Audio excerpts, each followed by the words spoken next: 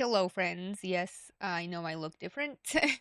I made myself a Hogwarts outfit yesterday, but I wanted to start doing things where recently I've been okay, I've always been very into true crime, and I do reacts on my Twitch and Kick and YouTube streams. At the beginning of stream, we react to some stuff submitted by my viewers. However, I've been very interested in this Mackenzie Shirilla case since I've heard about it, since I watched the documentary.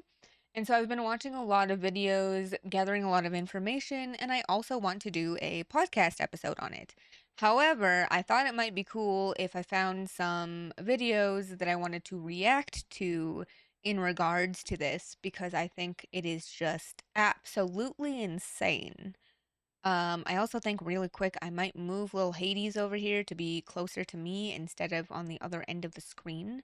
So give me a second for that. Yeah, that's perfect. Now he's leaning up against me, watching with us. So I just really want to react to some of these videos, and I want to start from the beginning for those of you that don't know anything about Mackenzie Shirilla or you don't know what the hell I'm talking about. I'm going to start doing these for lots of true crime cases because I am just so into true crime and I watch a lot of true crime content. And you know what? Why the heck not react to this? I did start watching part 2 completely by accident, and I had a lot of things to say.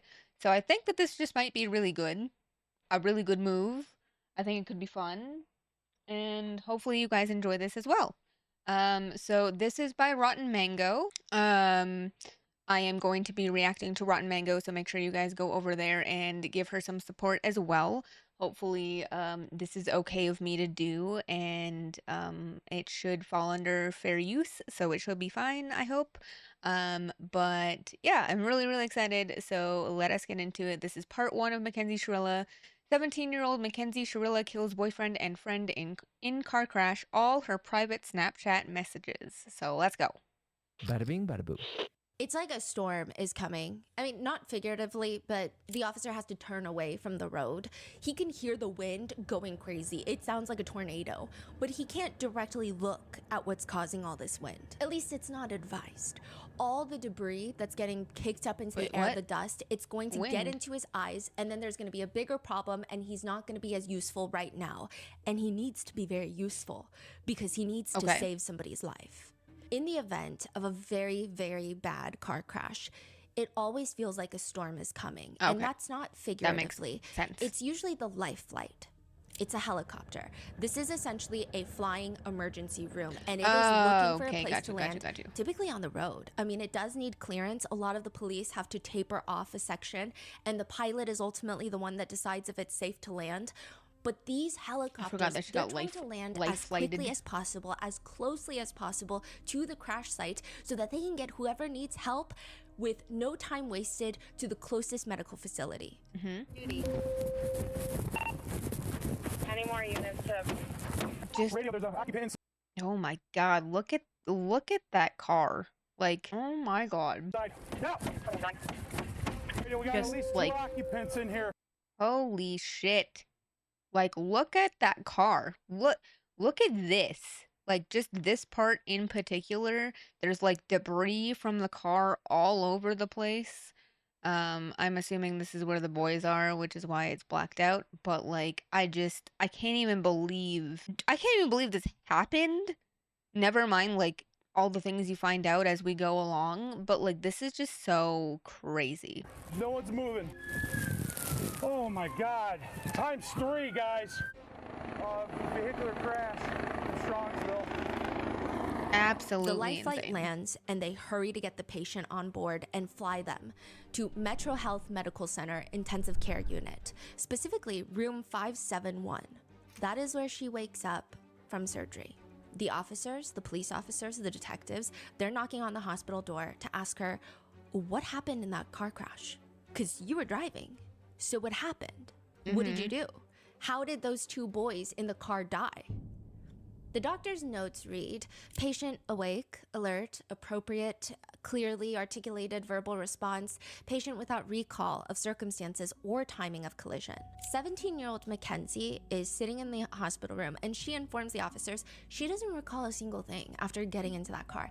Even when she tries to remember, there is nothing. It's just blank. Everything faded to black. There's nothing. She doesn't remember how she, the driver, ended up crashing the car into the brick building, killing her boyfriend Dom, and killing their friend Davion. Okay, you guys, you know, I told you that I already watched the documentary. I've been on this rabbit hole of just watching everything about this. I will give you my thoughts once we kind of reveal things because I want you guys to kind of go through the same thought process as me, or, you know, as it should go with most things, you know, innocent until proven guilty and so on and so forth. But I have words. I have many. She says she can't remember. I mean, she wishes she could. She cries out, in fact, that she wishes that she could have been the one that died instead of them. Why them? Why not her? It's just a very tricky time. Because for of the way you everyone in drove the Strongsville, car. Ohio. But it is an unbearable time for 19-year-old Davion's family and 20-year-old Dominic's family because they want to know what the hell happened. They want to know how their family member was killed. But the only person that knows that answer is in the hospital, just got out of multiple surgeries, and she claims she doesn't remember a thing. I think they have every single right to demand answers, but because they're inherently good people, they don't. They wait. They wait because they want 17-year-old Mackenzie to heal from her surgery. Because even though their sons were killed, they don't want another person to die. They don't know what happened in the car. They don't immediately go and interrogate Mackenzie after she's gotten out of surgery, which no one would blame them for doing. I'm sure they really wanted to. There's so much that doesn't make sense that they have to sit with for a prolonged period of time, probably even now. Like, why was she driving so fast, straight into a brick building, and never hitting the brakes? I don't think anyone would have faulted them if they were posted up in that hospital room, but they weren't. Instead, they were waiting. And while they were waiting, they find out. Very, very nice of them to wait and not like bombard her with questions. But I can only imagine how they must be feeling, being like, hey, like, what the heck happened here? That 17-year-old Mackenzie has not been waiting. She does not wait. She does not wait to post Snapchat stories of herself laying in the hospital bed. She'll like post the little flowers that she received from the hospital. But more shocking, she hasn't even waited to respond to a modeling agency that reached out to her on Instagram a day or two after the fatal crash. The brand comments on Mackenzie's Instagram page asking to use a picture of her to repost to their socials. Mackenzie's mom responds, "Thank you for this amazing opportunity. She would love if you would use that. She's actually been trying to contact you guys for PR email. It was a tragic accident. This is just as painful for her as it is for everyone else, or maybe even a little more painful." Did the brand reach out because they found out about the crash, or? It doesn't seem like it. It seems like she tagged them and some intern was just like, "Oh, hey, can I use this photo?" Yeah. Who does that? Especially because she didn't just kill a friend. That was her boyfriend and her friend.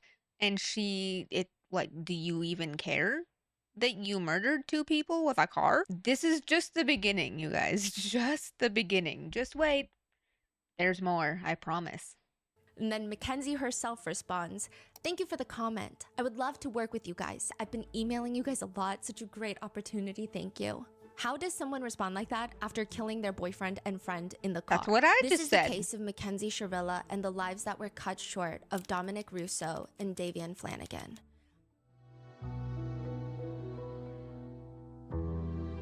Absolutely insane. Like, crazy shit. This whole case is just, I've been down a rabbit hole because I want to comprehend it and I just cannot. This case has gained a lot of attention since the release of the Netflix documentary, The Crash. We did Yes. FOIA this case. That's how I found out about this whole thing. Well, it was through YouTube. I think I was scrolling on my shorts one day or a few, like, I don't know. I saw it a few times where it mentioned Netflix is The Crash. Netflix is The Crash. And I was like, what is that? I like true crime documentaries. Like, let's go watch it. So I did. And then ever since then, I've been down this rabbit hole of this case and text messages and warm milk and so many other things that just like make me confused and so much more. And the file that we got back was pretty massive. I mean, we received approximately over 4,000 separate videos, 4,896 photos, 31,000 pages of text messages just between Mackenzie and her boyfriend Dom. It was approximately 92,892 text messages back and forth, close to Holy 800 text shit. messages between Mackenzie and her own father, Steve Shirilla, which is, I mean, there's a lot of conspiracies coming out of those messages. Yep. Close to 2,000 text messages between Mackenzie and her close friends, as well as 2,000 pages of Instagram DM messages between Mackenzie and various other people, as well as massive folders for all of Mackenzie's Snapchat data, including personal photos, videos, audio messages sent to friends, TikTok data, Instagram data, as well as 97 jail calls, 551 pages of documents from police reports, and 39 body cam and dash cam videos. We have gone through all of it because it is a massive amount of just data. I know that a lot of people were trying to run the text message file through AI to pick out important parts. We literally sat there and read through every single page, every single text message, and we are going to break it down for you. That's crazy. This is going to be Every a single five-part series. text message. In this first part, we're going to be going over the crash itself, as well as going over who was in the car, their relationships to one another, and generally what people believe happened that night. In part 2, we're going to break down the Netflix documentary, the social media response to the documentary, because it's been a lot. There's been a lot of conspiracy theories that have been circulating online about what was happening at the party that the three, Mackenzie, Dom, and Davion, had attended right before the crash, as well as we actually asked 2 of the more controversial individuals from the documentary all of the questions that we saw social media had for them, and they Ooh. responded. It was like a Wow. 2-hour-long conversation. In part Wow. 3, we're going to be breaking down Mackenzie's relationship with her parents, as well as the semi-confirmed speculations that Mackenzie was sending messages to people in regards to potential sex work. Not that there was any sex work evidence found, but messages communicating back and forth about potential sex work. In part 4, Interesting. we're going to be breaking down the entire 31,000 page document of text messages between Mackenzie and Dom and covering the popular theory that Okay, so like I said, I started watching part 2 by complete accident because titles for each of these don't say part 1, part 2, whatever. So I just went to the one that I had started watching and she's got them linked in the description. So yeah, make sure you guys go check out Rotten Mango. The fact that they do this much work is absolutely insane and they definitely deserve the love. I've watched her for quite a while. I love true crime, so anybody that does true crime content, I usually end up finding. So yeah, if you guys haven't already and you like true crime, make sure you go check her out because yeah, I feel like she just works really hard and does a really good job. So, W Rotten Mango. Mackenzie knew that Dom was breaking up with her soon, so she planned the crash. And in part 5, we're going to cover the jail calls and the alleged prison girlfriends, because after this Netflix documentary, so many people have been coming out saying, I was in prison with Mackenzie, as well as the status of the appeal. So that is going to be the 5 parts. And with that being said, we would like to thank today's sponsors who have made it possible for Rotten Mango to support Change the Game for Dom Foundation and Davion Flanagan's Memorial Scholarship Fund. Both GoFundMes are run by the families of the victims, and we will include all of those in the description, as well as all the information regarding Dom and Davion's law, which aims to update Ohio's Son of Sam laws in order to prevent violent offenders from profiting off their crimes. All of those are going to be included in our show notes. This episode's partnerships have also made it possible to support Rotten Mango's team of dedicated researchers. We'd also like to thank you guys for your continued support. As always, full show notes are available at rottenmangopodcast.com. Today's case involves mentions of illicit drug usage, reckless driving, driving while intoxicated, self-exit, and possible domestic violence. We did pull the FOIA for this case and literally went through tens of thousands of pages of text messages, detective incident That's reports, autopsy craziness. reports, so naturally a lot of quotes and statements may be condensed for brevity's sake. Secondly, many of Dom and Davion's family members have spoken up and have shared their stories about how this has impacted them. I would heavily recommend you watching through all of those because I think There's also Dominic and Davion's sisters, both of them, have their own YouTube channels and their own platforms. So if you guys want to go check them out, I will do my best to link them down below. I think my React channel is too new, so I don't know if it'll let me link them, but I will like type the names of them in the description for you guys because yeah, you should definitely go support them and see and if you want to watch their videos, I know that Dominic's sister has a podcast or a YouTube channel called The Big Sister Unhinged, and they talk a lot about the case and Mackenzie and the Shirillas, and but also about Dom and how it's affecting them and stuff like that. And I believe Davion's sister, she was his little sister. Her name's Divine, but it's not spelled the way you think it would be spelled. And she also has done a few videos talking about this, and um, it's very upsetting to watch her feel like really feel her grief on camera.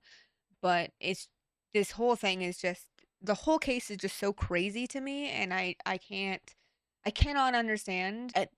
There's so much I don't understand, and I feel like there's so much to all of this, and that um hopefully by us reacting to these, because it seems like she really went into depth. Like this is 2 hours and 24 minutes, and then I think all of the parts are about this long. So they really did their research. They really jumped into this. They really dug. They really, looked at everything. So hopefully it will be entertaining for you guys to see my reactions to things, but also I will link all of the stuff she just talked about, the GoFundMe's and stuff in the description as well. Again, if I can't like link it. I will figure out a way to tell you guys how to get there. They are like the first-hand encounters to describe what it was like being around people like Dom and Davia. And I think and they're very eloquent with their words. I'm going to link all of their social media below because they have been active since the documentary to voice out the impact that this case and the documentary has had on them. In order to explain the entirety of the case, there will be times where we will be going through opinions of netizens, theories of netizens, even conspiracy theories. But keep in mind that we do state that these are opinions, comments, and speculations made by netizens. They do not represent our own opinions. So with that, let's get started. Depending on who you ask, you're going to get a completely different view of who Mackenzie Shirilla is, which I'm sure it applies to every single one of us. There are going to be people in your life that love you, and then there are going to be the ones that hate you, but you can still pinpoint who they're talking about most of the time. The people that hate you will say, oh, she has no backbone, and they're so desperate to be liked. The people who like you are going to say, oh, they're so sweet and accommodating and really care about other people's feelings all the time. Two different perspectives, typically of the same personality traits, just interpreted differently. But the part that boggles my mind about Mackenzie Shirilla is it feels like everyone's talking about inherently different individuals. She sounds like a different person depending on who you talk to. Some friends will say that she's one of those people who took care of herself and other people. One friend says that she was being bullied and Mackenzie would be the one that would stand up for her and tell people that's not okay, don't bully her.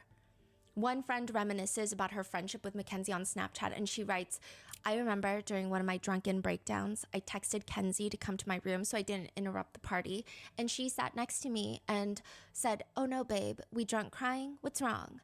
And just listened to me without any judgment. That is the kind of girl Mackenzie Shirilla is. But others are confused because they're like, do we know the same person? They say, she has a big list. Like, she has a burn book from Mean Girls. The style of big list that they had. Yeah, okay, so this is one of those things that makes me go, what the fuck? So if you guys have ever seen Mean Girls, okay, you probably have, and if you haven't, you should go watch it. It's a good movie. But there is one like queen bee of the school named Regina George. She's a total fucking mean girl, super like two-faced and just the villain essentially of the movie. She bullies people, but like to their face, she'll be like, oh, like, yeah, oh my God, I love that bracelet. Where'd you get that? Or like whatever, right? And people have said that Mackenzie quoted her all the time, wanted to be her, and or like would compare herself to Regina George.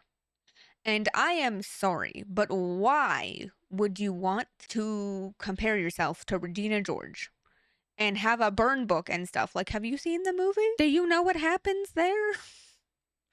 I know that it's probably just a bunch of drama. I understand she's 17 years old. Maybe she's just in that, high school mentality or that teenager angst mentality. What do I know, right? I don't know this person. But just crazy to me that somebody would compare themselves to Regina George and want to be like Regina George. Of all people you could want to be like. In the Regina George, like they write down the people's names that they want to get revenge on. In Mackenzie's notes app on her phone, she had a list of 48 names. Oh of, my I guess, God. that she hates and wants revenge on. Some of those. What the fuck? What did these people do to you, girly pop? Holy shit. Individuals would have descriptors next to their names, What? such as transgender or the fatty. What? Oh Yeah. my God. This is pulled from the police? Yeah. What? Which hardly What the feels like fuck? someone without much judgment, but that's Holy shit. What? Oh my. Okay. why it's interesting that everybody has shit. such polar opposite opinions on Uh-huh. Mackenzie as an individual. But I think one objective fact is she loves to post photos and videos of herself, which isn't inherently a nefarious thing. I too technically post a ton of videos of myself, but one person says, nobody loved Mackenzie like Mackenzie loved Mackenzie. And Mackenzie, she wanted to be an Seems like it. influencer. Her Instagram had 2,700 followers at one point, and she writes in her Instagram bio, fashion model, your inspiration, modeling, Ohio. I don't really know how to describe Mackenzie's style. I mean, she's definitely not in the relatable influencer niche, I would say. She's out here posting how she only likes designer things and money. She'll do the money fans, or like the money brick iPhones, where she'll have an obscenely large stack of cash, a brick, like the size of a Jesus. table lamp. Where the fuck are and you? she's trying to Okay. Sorry. I have questions. As a 17-year-old, how in the goddamn do you have that much money? Whoa. I don't know, hear the melody of tax evasion from the other side. Like she's Holy using like a little shit. phone and taking photos of herself. Hello. She has a very specific Y2K baddie type aesthetic that she likes to stick to. She'll take car videos of herself in the car with the words all over the screen. The police, working, fast food, winter, Parma, Ohio, like a city in Ohio. Fake friends, anything that's not designer, cancers, GMO foods, new Juicy Couture, the show Friends, and Ohio. I don't. All in one frame? Yeah, so it's like words just scattered all throughout the screen, right? And she's like posing for the camera. What do all of these things have in common? She uses the TikTok sound from Kim Kardashian while wearing obscenely large sunglasses. And the sound is, it's just never been my thing, not into it, so not approved. Side note, I think she's talking about the astrological sign cancers, not terminal illness cancers. So there is that. She also likes to get her nails done to have the giant Dior logo. It's like she's got 10 Dior lip glosses on her hands, just floating around. Ooh. She posts on Instagram stories a picture of her. Okay, that one nail, sorry, the nail tech in me is coming out. That was either a bruise or some greenies. I can't super tell. But yeah, if it's greenies, you might wanna, that's not great. You're not supposed to get that from going to a professional nail person. Obviously things happen, stuff happens. Maybe she was allergic to a product, who knows?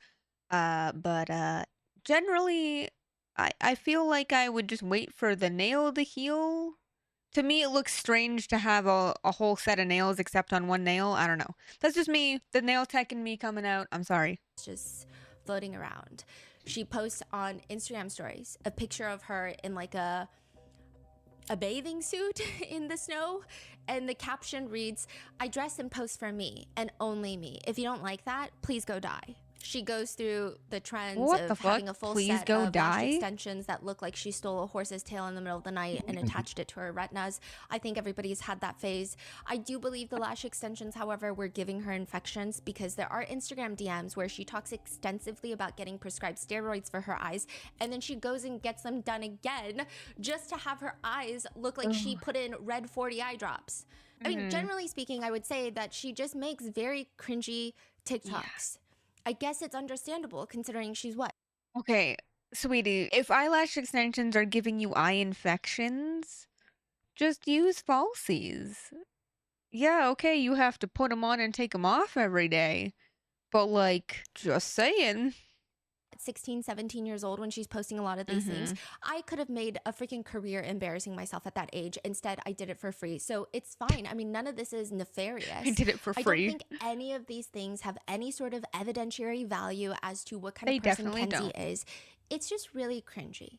However, I think the parts that start to get a bit more alarming and worth considering is her never-ending obsession with documenting herself getting high. She'll post videos of herself smoking weed out of a giant foot-long bong in her room, which is a bit questionable to be posting at 16, 17. She does have normal posts as well where she's just doing like fruit reviews, trying hybrid fruits. So it's not like she only posts smoking weed, but she'll like scatter them around. But a lot of Interesting. smoking weed. And then she'll do a fruit review, trying a hybrid fruit, like a hybrid between a honeydew and a cantaloupe. Interesting. Or she'll review garage sale finds where she finds Wait, like a cute what? purse. Or she'll post videos of herself in her Toyota. She's got this like pink fuzzy steering Holy wheel cover. steering and wheel she's just cover. taking pictures while driving, while smoking a blunt. Documenting herself driving under the influence, not even focusing on the driving aspect because she's so busy trying to show her Snapchat that she's driving under the influence. And she's 16. She's like 17 at this point, I would say, yeah. I mean, it's to the point where she does everything but driving while driving. She films rant videos while driving. She's lip syncing for TikTok, doing just about anything but focusing on her driving. She's showing off her furry pink steering wheel cover, zooming in on her face during songs, showing off her nails, showing off her lashes, her oversized sunglasses. In some videos, she's parked, so she's not actively driving, but she does go after other people that she disagrees with on the road. So she'll like be parked and show another car and be like, look at this R word. He's literally parked on the line. Oh my This is how god. it's parked at Polaris. Look at this. He's literally on the line. Dumb. Damn. As Okay. if she's not just, yeah. She also has road rage issues. On Says the girl who is smoking a blunt, recording herself driving. Surprised you haven't gotten in an accident before now. With other cars and not a wall. Snapchat, she would post cars that pissed her off. With one, it's a Oh my picture of a car God. on the road in front of her, and she writes, "This bitch dumb AF." Then another one, Oh my "Dumbass." god. And it's just like, you know, license pick pictures. Just generally speaking, whenever she's driving, she's kind of looking like a bozo. She'll wear these sunglasses that look like two Those are dinner plates on her face. Gigantic. Which I guess you could say is objectively cute, but it's not cute at all to do this while driving. I mean, the No. amount of times her phone will fall while she's driving and recording is rage inducing. Just focus on driving. Holy shit. There's one video where she shows that she's doing butterflies with her legs on her seat. So her feet are nowhere near the pedal. Oh or the my brakes. god. She's like crisscross feet- applesauce. The cars go. What the fuck? And I have so many thoughts right now. I have so many thoughts right now. So many thoughts right now. Holy shit. Going, Yeah, so moving. it seems like she's probably on cruise control on the highway. And her attention is definitely on showing off that she's cruise controlling and crisscross applesauce rather than on the road. She's not focused on the road. Another video shows she's lip syncing the words to a God. song that go, "I go fast like NASCAR." And she's, again, driving while doing this. There's another video where she's lip syncing to songs and she closes her mouth every time the N word is sang, which is the correct thing to do. But she's also at the same time going through all of her copious pages upon thousands of pages of text messages, calling her boyfriend the N word when she's mad at him. So I don't know why she feels the need to be performative about it. She is often and very often like mad at her boyfriend Dom for seemingly no good reason at all, but more on that later. There's another video of her where she's going 93 miles per hour on the highway with a car that's pretty close in front of her. And she's taking this video, and I really don't understand the purpose of the video. I don't know if it's to show off. I don't know if it's just to be included in a future FOIA file. I don't understand. There was no aesthetic value. Okay, I'm not gonna lie. I'm gonna have to look up what FOIA means. I'm sorry, I'm stupid. Give me 1 second. Let me find out what that means. Oh, Freedom of Information Act. Got it. Okay, that makes sense. So you can just ask for... Okay, so in the States, it's FOIA, but because I'm Canadian, it's ATIA, the Access to Information Act. Interesting. Okay, good to know. Understood. Sorry, I needed to know what FOIA meant. I feel stupid. I'm also, like I said, I'm also Canadian, so I don't know everything, okay? I don't know everything, but good to know. Good to know. To the video. There's no message in the video. It was just bizarre. She's just trying to show off how fast she's going. Yeah. There's a DM exchange between Mackenzie and another friend earlier in 2022. Go run your car off a bridge. Mackenzie messages them. I'm dead. I'll just crash my car into your car. They respond, I hope you die when you do that. Now, within a few days, they are talking just like normal friends. So I guess this is their friendly version of banter, but it's just...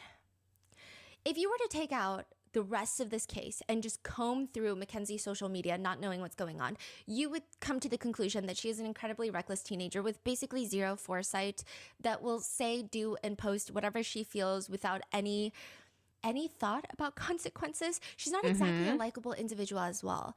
That doesn't inherently make her guilty of a crime, but I am saying she's incredibly unlikable. And she was found guilty of the crime, but nevertheless, I feel like I have been trapped in the inner workings of Mackenzie's mind for God knows how long now.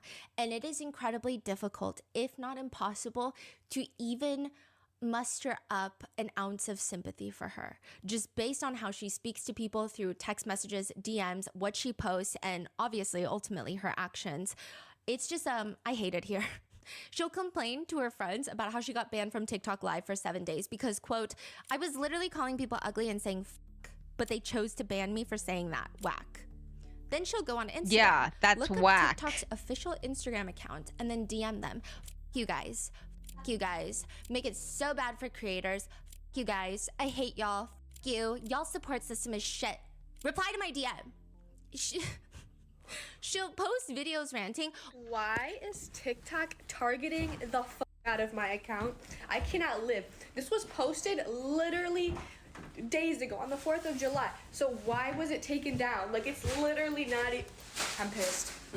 Which is a very interesting tactic considering right around this time Mackenzie is trying to become an influencer, if you will. She wants to be famous. She expresses that pretty much verbatim multiple times that she wants to be famous. I'm not entirely sure how cursing out the TikTok social media intern is going to get you there, but that's exactly what she's doing. She also rants about ghost followers. She's ranting to a friend through Instagram DMs. They just ruin my engagement. Stalker ghost followers. It ruins engagement. I'm over here trying to gain because if you have all these followers and it's getting pushed out to them, but they don't like it, it just ruins it. To another friend, she rants. It's literally making me so mad. Like, I hate these weird ghost following bitches. They hate to see me succeeding. Like, anytime a pretty girl is doing good, they don't like that. What is she complaining? That they ghost follow her but don't like her photos. She complains that certain photos won't even get 200 likes these days, and so she has to hide her likes. Which sounds like a personal problem because you really don't have to hide them. No one cares. But at the same time, she's reaching out to big clothing brands like I Am Gia, saying, hey, I'm Gia. I know I've reached out here before, but consistency is key. I would love to work together and collaborate with you guys. Thank you for being a weight-inclusive brand. Then in another TikTok, she's modeling a see-through cover-up, and the audio plays. All I want is just one day a year where I'm not visually assaulted by uglies and fatties. So she's like, thank you, I Am Gia, for being weight inclusive. And then she's also posting TikToks being like, visually assaulted by uglies and fatties. For modeling, she likes to send pitches through Instagram DM that read, and like, it's very interesting that I'm like reading through her pitches to all of these. It's just unhinged. She says, I believe I'm a great model because I'm a petite girl and we don't see enough of us represented in the industry. I have modeling experience and I've done several photo shoots and walked runways. I'm 5'3" and have a fiery personality and I'm willing to travel. But then in another rant video, she posts, I just wanted to make this video and talk about things that I don't like. I don't like when people eat McDonald's. It grosses me the fuck out. I don't like Okay. So then don't eat fucking McDonald's yourself. You don't have to watch people eat McDonald's. What the fuck? Swishers, and what else do I? Oh, I don't like when people Wishers? talk about the world and be like, oh, we're all gonna be dead in 60 years anyways. Please go kill yourself. Yep, I said it. Go die, bitch. Damn.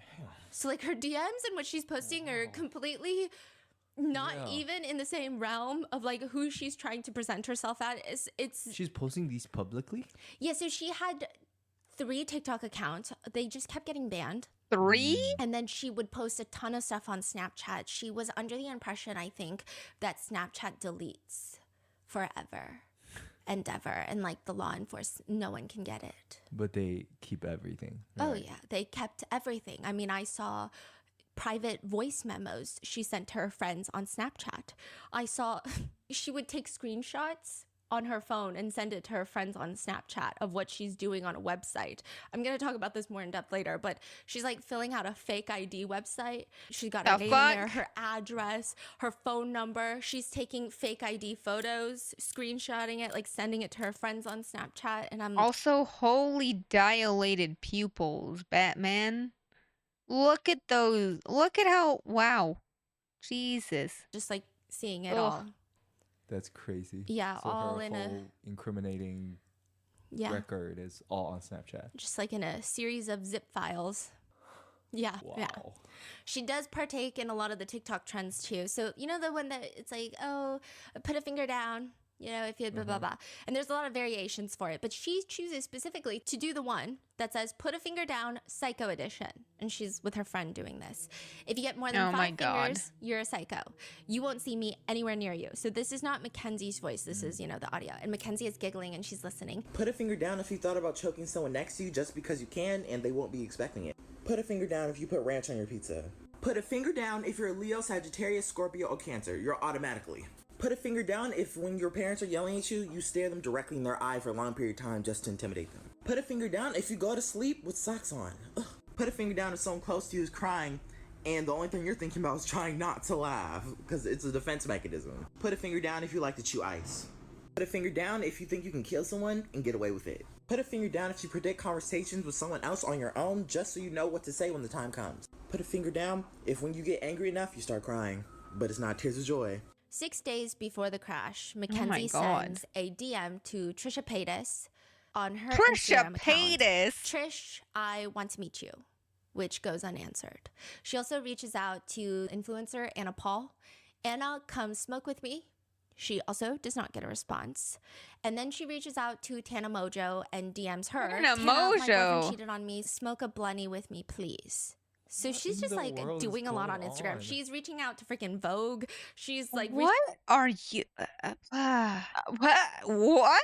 You want Tana Mojo to smoke marijuana with you? Okay. reaching out to Euphoria. Yeah, okay, we're gonna get there. And she's reaching out to influencers, trying to get high with them. She even posts on TikTok with the audio. I'm not even cool. I'm just one of those girls that can do a lot of drugs and not die. I will note that it's very interesting that her parents were supposedly following her on social media Yeah. where she's posting herself smoking and driving and doing all of these things. And she's 17, but Yeah. much, much more to come about the parents, Natalie and Steve, in a later episode. The most controversial of I Mackenzie's can't wait to TikTok, react though, to that. is from Halloween. She's with 3 of her friends, and they're all in the same costume, well, different variations of it. But Mackenzie is dressed in an all-black look. She's got these black furry boots, black ripped leggings, this super, super tight corset, and this ribbed black top where it looks like someone just put it through a paper shredder. And you can see part of her chest that in her TikTok post, she keeps covering up with an emoji. And her makeup, since it's Halloween, she has painted her face white with these big black circles around her eyes and a red, almost Joker-like smile. It's supposedly inspired by Playboy Cardi and the look that he would sometimes perform with. It was like during a very specific era of his career, which some people called it the clown era, but it's more of this vampy, corpse, theatrical comic book villain inspired look. It did look really cool when he would perform on stage with that look. But this Halloween post becomes one of Mackenzie's most controversial social media posts, more than her posting herself driving while smoking weed, because everyone says that she looks like she dressed up as a corpse. Mackenzie's friends are saying, no, that's not true. We were dressed up as Playboy Cardi. But also, what about it? Like, what if she dressed up as a corpse? It's Halloween, get a grip. But it's not the holiday and it's not the costume. It is the timing of this Halloween. People are upset because this was posted and this was done Halloween of 2022. Just 3 months after Mackenzie was in a fatal car crash where she was the driver that killed her boyfriend Dom and their friend Davion. She was out and about? Yeah. Oh, this is not even the first time she's out and about post-crash. It's called post-traumatic amnesia, or basically a black hole of time where the brain simply fails to record anything from a window of time, typically the time of injury. People have reported that in their own car crashes, they have a gaping hole in their memory. They remember getting in the car, pulling onto the road. They even remember what song was playing, and then they don't remember anything. They remember. Yeah, so there's actually another YouTuber I follow that says that she believes that Mackenzie is guilty, but that she can sympathize with the memory loss because she was in a car accident around the same age as Mackenzie. She was not the one that crashed the car, but she was in a car accident. It was pretty bad, and she doesn't remember any of it. And still to this day, now she's, I think, around my age, or at least, 10 years older, she still doesn't remember anything. So it's not that it's not possible. It's just, this whole thing is just so sketchy. Nothing. They don't remember the moment of impact. In fact, some people don't even remember talking to the paramedics at the crash site. They know that they were answering questions, but they don't recall a single second of it. They just recall waking up in the hospital. That is what Mackenzie and her mom state is happening to Mackenzie. Natalie says about her daughter Mackenzie, she remembers waking up, she remembers leaving the house, then she remembers turning on the street, and that's it. She was trying to remember, like she's trying, and I'm like, Mackenzie, you can't. It's just not there. In a voice memo to a friend, Mackenzie said, it just doesn't feel real. Like, I keep saying this, but it like doesn't feel real. Like, I don't know what the fuck happened. Like, now I'm just like going to my second surgery and I have to go through this shit now, and then like everyone's telling me it's my fault. Like, this is just fucked. It is understandable to some degree, but it's difficult when she's the driver of the car and she's the only one that's alive. She's the only one with answers as to what happened in that car, and she says she doesn't remember. Davion's dad says, I can see how someone could have some amnesia from the impact of the crash, but the timing just seems really perfect. I don't understand how your amnesia just lasted the exact right amount of time to not be able to help the police with their investigation. Mackenzie says it was 5 a.m. They were all at their friend's house. So it was like a bunch of friends gathered and they decided to head home. So she's like, we decided to head home back to Dom's. So it's her, Dom, and Davion in the car. And she says, and I remember turning on the street and then I'm waking up in the hospital the next day. And my whole life is shattered. The whole morning. So I've learned recently, I don't know if she's going to go over this, but I'm just going to say it just in case she doesn't. So I've learned recently that the reason that Davion went home with them was because his family was on vacation and he had to work or something, so he had to stay home. He couldn't go on the family vacation, so he was staying with Dom and Mackenzie, and that's why he went home, because he was originally supposed to go to Bubba's house and leave Paul's house with Bubba.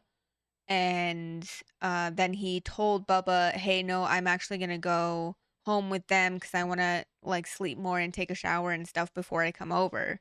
And then obviously we know that the rest of that didn't happen. But it's just so crazy to me that this happened. Like it's just so crazy to me that like some people say, oh, well, if she was trying to kill Dom, then Davion wouldn't have been in the car. And it's like, okay, so what was she going to say though?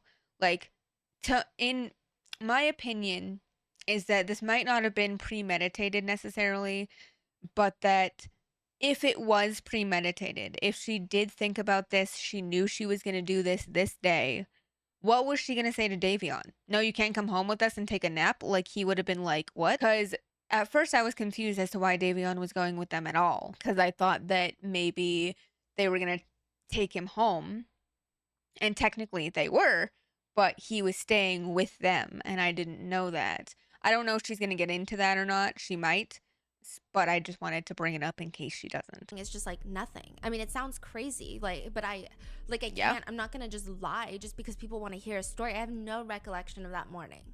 And that's that. I mean, still to this day, 4 years later, Mackenzie states she still does not remember what happened in that car. She does not remember how she crashed straight into the brick building, how her foot was all the way on the gas pedal, never once touching the brake pedal. And ultimately, she doesn't remember a single thing about crashing the car, killing Dominic and Davion. The prosecutor says at that point, when they left their friend's house, I mean, we just have this black hole in the timeline.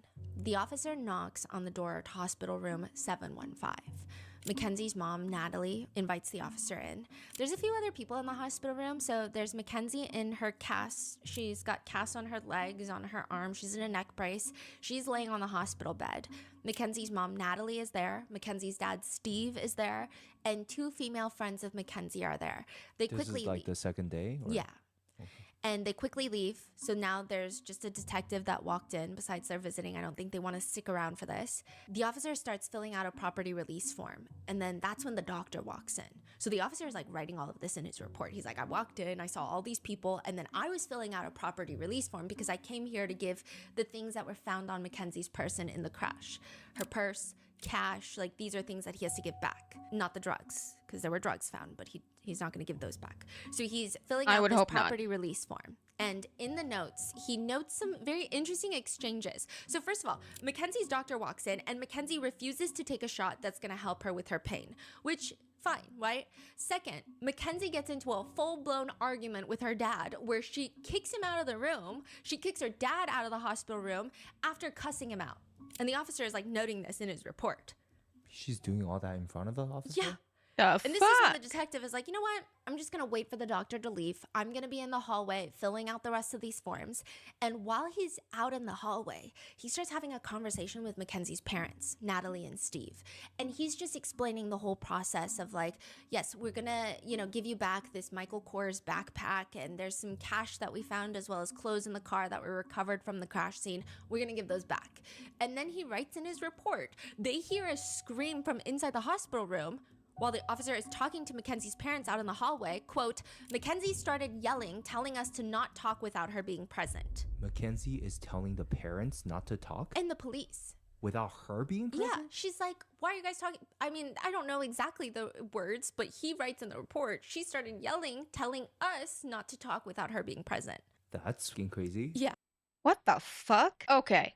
All right. So from all the stuff that I already know, watching this is just solidifying my belief that she is guilty. What in the hell? Why would you not want your parents to talk to the police if you did nothing wrong? That makes zero sense. The fuck?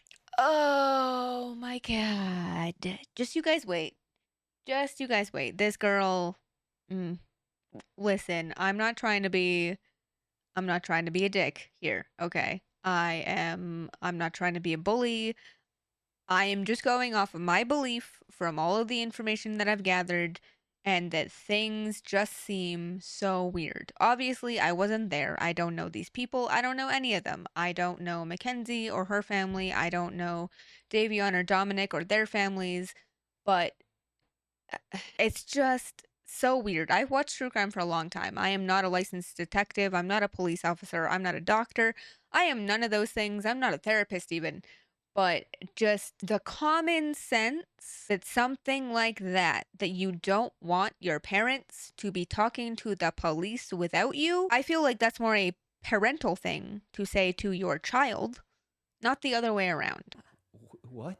So the three, the officer, Natalie and Steve Shirilla, they shuffle back into the hospital room and the officer starts detailing the search warrant and the basic nature of the entire investigation. Once he walks back into the hospital room, he is audio recording. And he lets the Shirillas know.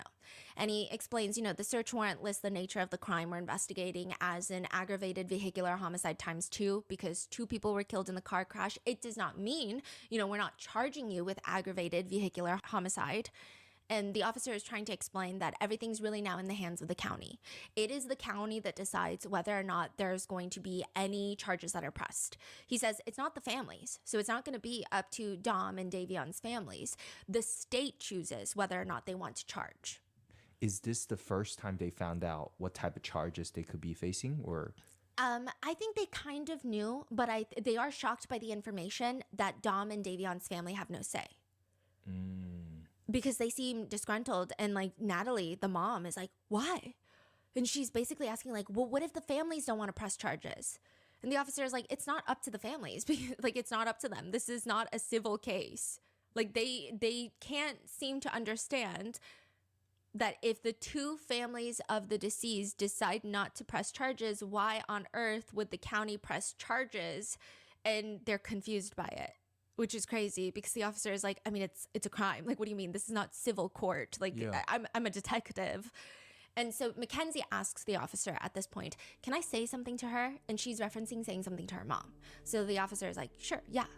Mackenzie turns to her mom and starts speaking rapidly in a language that the officer cannot identify. Can I say something to her? Yes. He can't even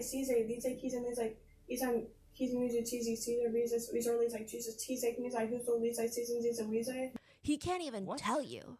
Like, he can't even tell you, oh, she turned to her mom and was speaking in, I think, Korean. I think Spanish. I think Portuguese. He's never heard this cadence before. Like, he can't even figure out, like, does it sound Eastern European? Does it sound East Asian, like South Asian? Like, he can't even pinpoint where geographically this type.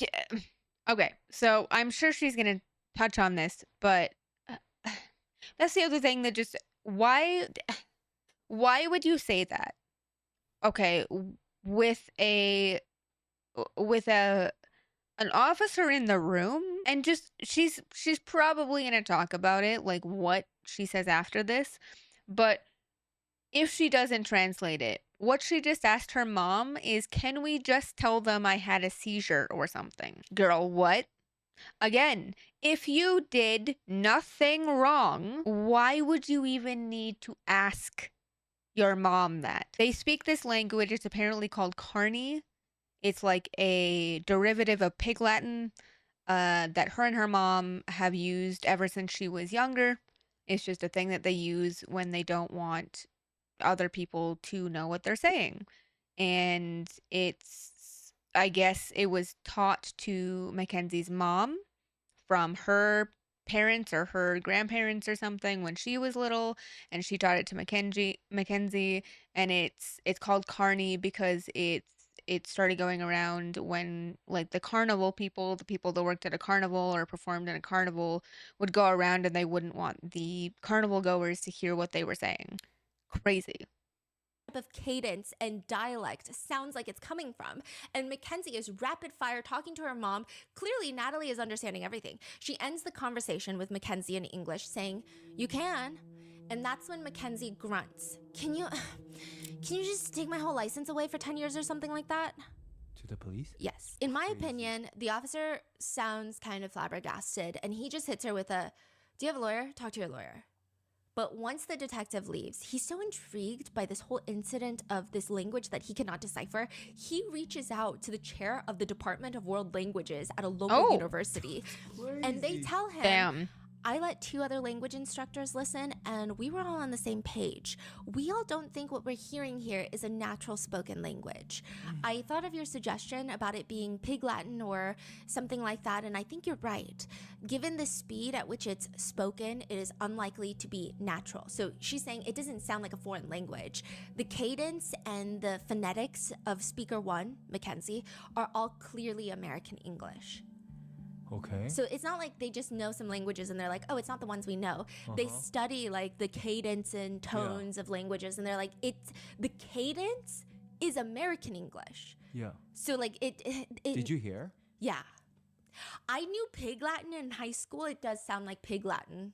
Pig Latin is the one that you move some So you move the first letter to the back and then you add A at the end. So instead of Stephanie, it would be like Tiffany say. Okay. Yeah. But there's can you say that in like a natural way? Like, can you actually talk to people in that? when I was really young, I remember Pig Latin was like a huge thing, and I could not speak anywhere near as quickly as Mackenzie does in this audio file. That's but craziness. you can, kind of. Okay. You can. So was it Pig Latin? It is not, but it is a different. Like, there's so many variations of these types of.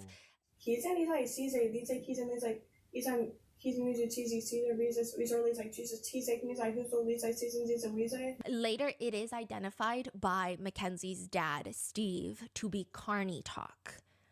It's kind of like Pig Latin, but it was actually used heavily by people who worked carnivals. That's why. Okay, so she talked about it. Got you. Ow. Oh, also, I know that we're like not even halfway through the video yet, but I just want to say that I have not watched this one at all yet. The other one I got about halfway through, which is then when I got the idea that I could do this. So it's called carny talk. Why? I guess they wanted a different way to speak to each other, just so that they can communicate without, I guess, communicating in front of, like, you know. Okay. Yeah, but it's like widely known to be spoken amongst people originally who would run carnivals. That's why I guess it's called carny talk. That's interesting. So yeah. Was it decoded or? Yes. Now, this decoding of the message has been disputed, obviously. The prosecutors have decoded it, and they believe what was said in that hospital room just days after the crash. Steve Shirilla is like, that's not what my daughter said. You decide. Mackenzie is stating she doesn't remember a single important detail of this car accident, right? But then she turns to her mom, and the prosecutor believes she said, can we just tell them I had a seizure? That was it? Yeah. Like, it was like, can we just tell them I had a seizure or something like that? Like, can we just tell them? Whoa. The three people in that car, the early morning of July 31st, 2022, where, like I said, Mackenzie is in the driver's seat, her boyfriend Dom is in the front passenger seat, and their friend Davion is in the back seat. A lot of people believe that Mackenzie and her boyfriend Dom got into a fight in the car, which leads Mackenzie to freak out, going over 90 miles per hour and slamming into a brick building, with Davion's life, by netizens' speculations, not being considered by Mackenzie. They think that Mackenzie is the type of person to just, you know, someone in the back is not pertinent to her or her relationship, and the fight is the most important thing that could be happening in the car. Now, this is obviously a netizen theory. It is one of the more widely accepted versions of events of what netizens think occurred in the car that night, which is why there's going to be a lot of time spent throughout the episode on Mackenzie and Dom's relationship. It is not because Davion's life was not important or that we don't want to spend time talking about Davion. It's because most people believe that whatever happened in the car could have to do with what Mackenzie felt about Dom. It was reported that Mackenzie has known Davion since they were both in middle school, since they were in the same class. It's unclear if this is true or if they ever really even spoke at all, but according to one of their friends, Davion and Dom started hitting it off recently. Dom has a recording studio in his house, and Davion's dream was to be a rapper, so it just... Interesting. So Davion was Mackenzie's friend first, but her mom in court tries to say that he's a new friend. At 17, she would have been in high school. Interesting. Oh my God. Guys, this is absolutely crazy. Like, so insane. I am finding out new things that I didn't think I'd learn because I didn't think I was going to learn anything new. And here we are, not even halfway through this video, and I've already learned way more than I thought I knew. It kind of made sense that they would become friendly. They're not necessarily best friends. They're not necessarily that close. They actually have very different friend groups and interests, but recently they started hanging out and connecting over music. And we're going to go in depth because Davion is actually staying at Dom's house when all of this is happening. There you go. So Davion's family had gone on vacation. Davion had just started a new job, so he can't just take 2 weeks off to go on family vacation. So he's like, I'm going to stay in town, but his parents were a little concerned about him staying alone. So he was like, okay, I'm just going to crash at my friend Dom's place. That's crazy. How long have they been staying together? It doesn't seem that long, but it seems like they were friends for, months ahead of time. So it's not like, oh, they just met and he's staying with Dom. Okay. But it's not like, oh, Dom and Davion were best friends since middle school and they all hung out and these are, it's like more of a newer friendship that's been developing. So we're going to go in depth about what Davion's family have said, as well as the foundation that they've set up for him in a later episode. But just keep in mind, a lot of the focus will be on Mackenzie and Dom throughout some of these episodes, not because Davion's life is less important than anyone else's. His family and friends have spoken extensively about what he meant to them, how he impacted their lives, and what it means for them now that he's been taken away from them, which we're going to cover in a later episode. So with that being said, we're just going to get into the relationship. Mackenzie and Dom have been dating for years before the crash. At this point in time, Dom is 20, Mackenzie is about to turn 18. The crash actually happens like a few days before her 18th birthday. They've been dating for years. They were both minors. They both met in high school. But now that Dom has graduated, he's living in his own house. So he lives alone. He does live right next door to his mom. So he lives alone, but he's right next door to his mom and he sees his mom a lot. His mom cooks dinner. He comes over for dinner. It's not like completely independent of a lifestyle, but also he's 20. So he's living the lifestyle that I think a lot of 20-year-old guys probably live. But Mackenzie, she's still in high school. So it is alarming that she's posting a lot of the things that she's posting. And at some point, it's believed that Mackenzie had fully moved into Dom's house and was living with him at 17 years old. And her parents are seeing these things. They're seeing what's being posted and they're completely fine with it. Wait, the parents are seeing like the smoking, driving? I would think so because they follow her on Instagram. Whoa, that's crazy. Okay. They have a stripper pole in the house that they will post Wait, who videos. does? Dom in his house, which again, I think this is very normal for a 20-year-old guy. I don't think it's normal for a 17-year-old girl to be allowed to live in that house regardless of if it's her boyfriend. That's and that not is normal. the fault of the Shirillas. But she'll post videos of people dancing on the stripper poles. They are fully clothed and people will just like throw bills in the air. So it does seem like high school fun. It doesn't seem nefarious or anything, but it is just a very specific type of lifestyle that I would imagine most parents would not want their 17-year-old daughter. Yeah, I'm sorry, but I don't have any children. But if I had a 17-year-old daughter or son, that would not be okay. That would not fly with me. You cannot go live with your 2 to 3 year old or 2 to 3 year older significant other when you're not even 18 yet. Like, what? Why would you allow not only your kid to go move in with their significant other, but smoke, like do drugs, drive, like everything that we've seen her do that her parents are like okay with? Just what?